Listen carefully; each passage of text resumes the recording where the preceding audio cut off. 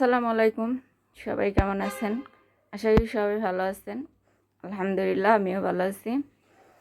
তো বাংলাদেশে এমন একটা পরিস্থিতি, যে পরিস্থিতিতে আসলে আমাদের একদিকে দেশ গঠন করার সময় অন্যদিকে একটা ভয়াবহ বন্যা এসে গেছে।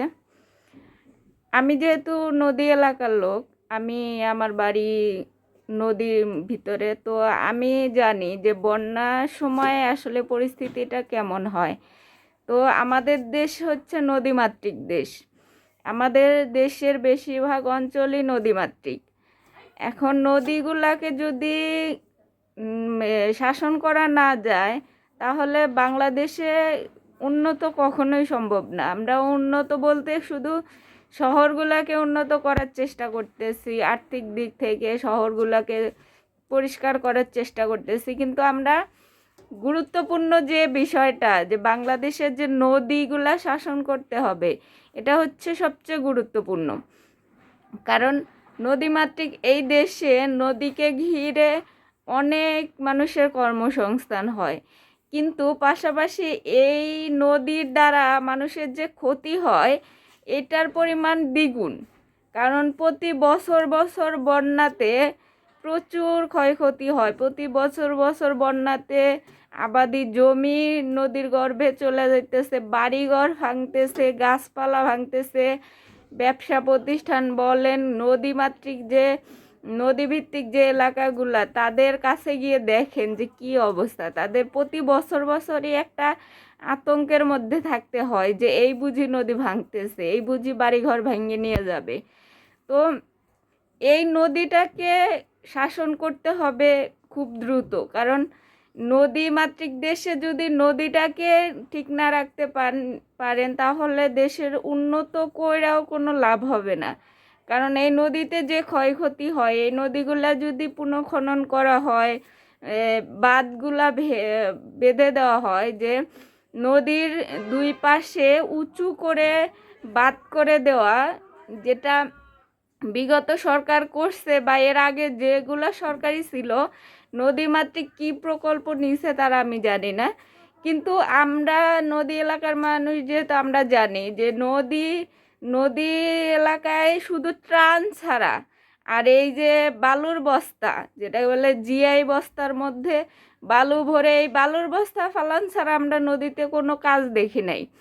কারণ নদীমাতৃক এলাকায় আপনি কি কাজ করতেছেন বিভিন্ন দেশে দেখেন, বিশেষ করে এই চীনের সাথে চায়নাতে এত কথা বলেন যে চায়নার সাথে বন্ধুত্ব রাখবেন, এই রাখবেন সেই রাখবেন, চায়নাতেই দেখেন না, তাদের তো আমাদের থেকে দ্বিগুণ নদী।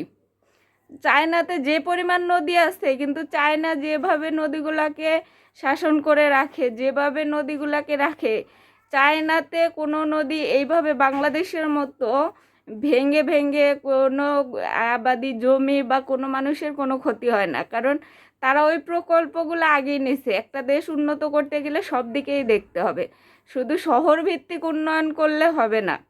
কারণ শহর ভিত্তিক উন্নয়ন করে দেশকে আগাইতে পারবেন না আপনারা। আপনাদেরকে নদী খনন আগে করতে হবে। নদীর ভিতর যে সমস্যাগুলো, এগুলো আগে আইডেন্টিফাই করতে হবে এবং এগুলো সমাধান করতে হবে। এগুলো না করলে এই যে লাখ লাখ মানুষ এখন পানিবন্দী হয়ে পড়ছে একদিনের মধ্যে, এক রাতের মধ্যে, এর দায় কারা? এর দায় কিন্তু সরকারকে, এখন বর্তমান যে সরকার, এই সরকারকে দিয়ে হবে না। কারণ এই দায়, এই যে হাসিনা সরকার পলায়ে গেছে, কিন্তু তাদের ষড়যন্ত্র কিন্তু এখনও আছে। এই যে এত বছরে 1993 না কত সালে এই বাঁধটা খুলে দেওয়া হয়েছিল, যেটা ভারতের ত্রিপুরায়, এই বাঁধটা এর আগে এত বছরে খুলে দেওয়া হয় নাই, হঠাৎ করে কেন এখন খুলে দেওয়া হলো? আর যদি তারা খুলেই দেবে, খুলে দেওয়ার আগে তাদের জানানো উচিত ছিল যে আমাদের এদিকে পানির অবস্থা ভালো না, আমরা এই বাঁধটা খুলে দিব। তাহলে মানুষ নিরাপদ স্থানে আরামসে সরে যেতে পারতো। তারা সেটা না করে রাতের আধারে, রাতে 2টা 3টা বাজে তারা সে বাঁধটা খুলে দিল। খুলে দেওয়ার পরে কি হলো, বাংলাদেশ পুরা তছনছ হয়ে যাইতেছে। এখন আপনারা বন্যার্তদের দিকে তাকায় দেখেন যে কি অবস্থা। একটা বাড়িতে যখন এরকম পানি ঢোকে, শুধু বাড়িটা তলায় না, তার সব কিছুই নষ্ট হয়ে যায়। কি কি বের করে আপনি আনবেন ঘর থেকে? ঘর থেকে কি এত বড় বড় জিনিসপত্র বের করে আনাও সম্ভব না সব বাড়ি থেকেই। তারপরেও যারা পারতেছে নিয়ে আসতেছে, কারণ তাদের মায়া আছে এই জিনিসগুলোর প্রতি। একটা সংসারে যে জিনিসগুলা থাকে সেটার প্রতি মানুষের মায়া থাকে, কারণ মায়া জড়ানোই জিনিস সংসার বলতে কি। আর সেই সংসারের ভিতরে যদি এভাবে পানি ঢুকে যায়, তাহলে তো মনে করেন যে মানুষ কি করবে? এই যে এত কষ্ট করে, এত টাকা পয়সা খরচ করে মানুষ বাড়িঘর বানায়, টাকা পয়সা, এখন তো সরকার পরিবর্তন হয়েছে, মানুষের ভাগ্য কিছুটা পরিবর্তন হবে ইনশাল্লাহ। কিন্তু বিগত সরকার যা যা করছে আমরা দেখছি, প্রকল্পের নামে তারা কিছুই করে নাই। শুধু মাটি কেটে এই বালুর বস্তা ফালাইতো, বন্যাতে পরের বছর বন্যাতে সেই মাটি ধুয়ে যাইতো, সেই বস্তা পানিতে চলে যাইতো। আর কি করতো? রিলিফ। কি রিলিফ দিত? কি ত্রাণ দিত? ত্রাণ দিয়ে কখনো বন্যার্তদের সাহায্য করে কোনো কিছু হবে না। পরিস্থিতি অনুযায়ী আপনারা এখন যে পরিস্থিতি, এই অনুযায়ী আপনাদের এখন সাহায্য করতেই হবে এবং ত্রাণও দিতে হবে।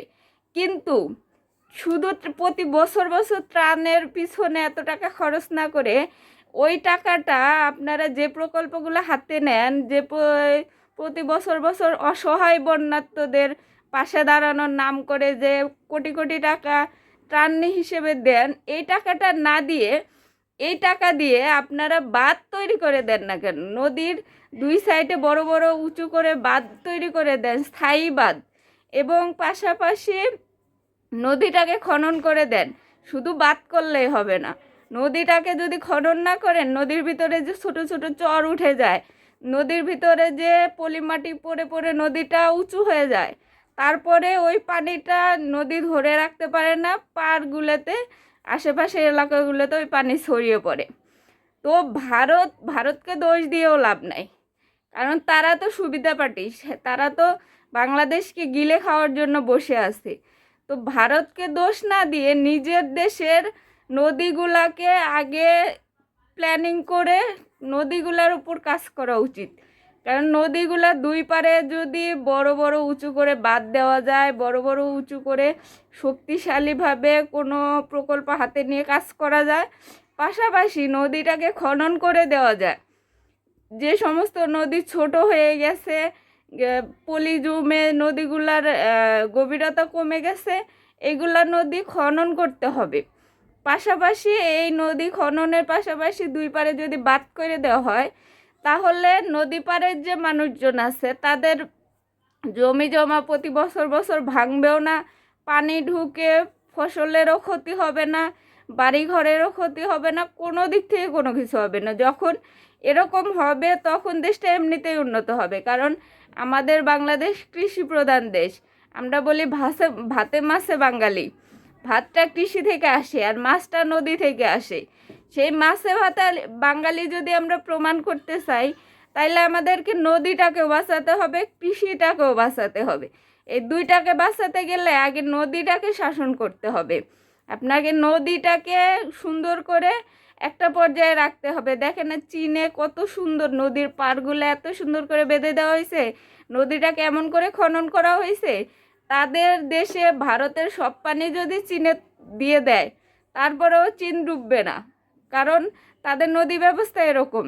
যেমন তিস্তা চুক্তির কথা বলা হয়েছে, আমি সঠিক অতটা জানি না, তারপরেও আমি দেখছি যে চীনারা যেভাবে নদীটাকে নিয়ে গবেষণা করছে এবং যে প্রকল্পটা তারা দেখাইছে, আমার মনে হয় সেটা বেস্ট ছিল।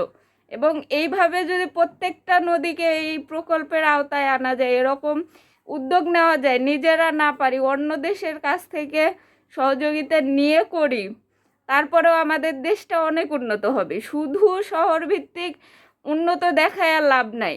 কারণ এখন ভারত ষড়যন্ত্র করতেছে, ভারতকে উস্কানি দিতেছে, ভারতকে মদত দিতেছে হলে শেখ হাসিনা।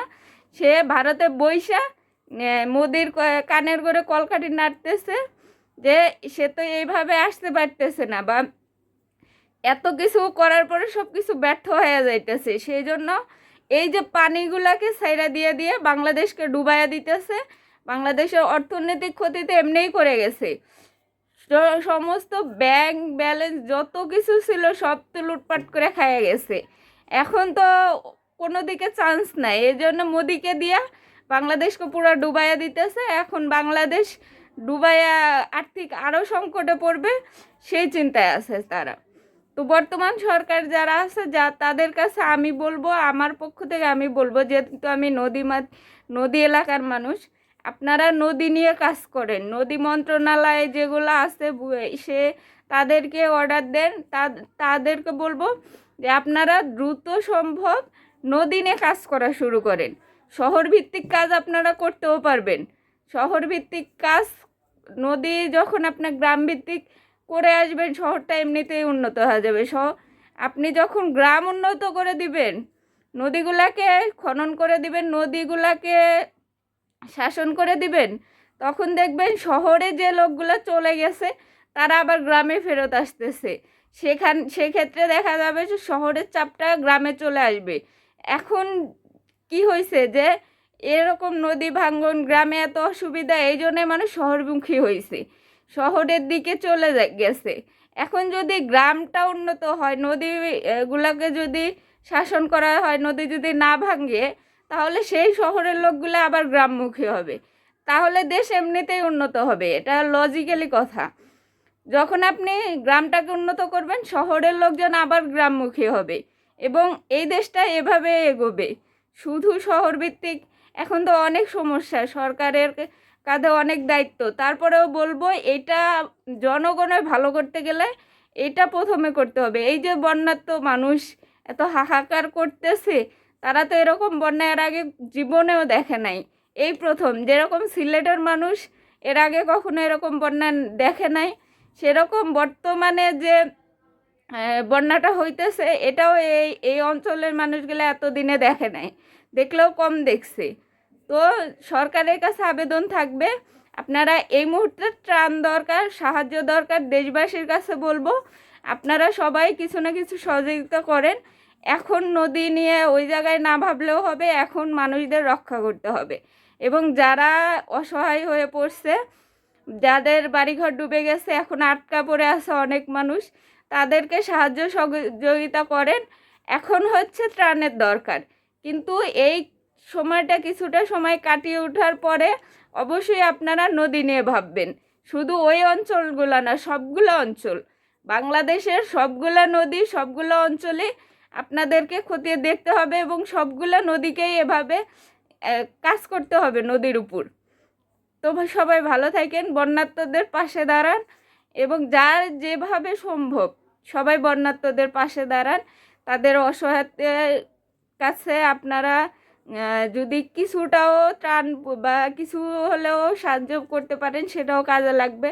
তো সবাই ভালো থাকেন, সুস্থ থাকেন, আল্লাহ হাফেজ।